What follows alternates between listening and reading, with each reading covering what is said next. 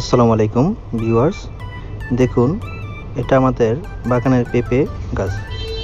পেঁপে গাছটিতে দেখুন কত বড় বড় এবং কত সুন্দর অনেকগুলো পেঁপে হয়েছে।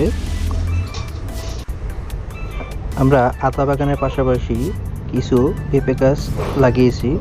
সেখানে দেখুন পেঁপেগুলো কত সুন্দর দেখাচ্ছে। মাশাআল্লাহ, পেঁপেগুলো দেখতে অনেক বড় হয়েছে। দেখুন গাছের গোড়া থেকে শুরু করে একেবারে গাছের উপরে এবং মাথার দিক পর্যন্ত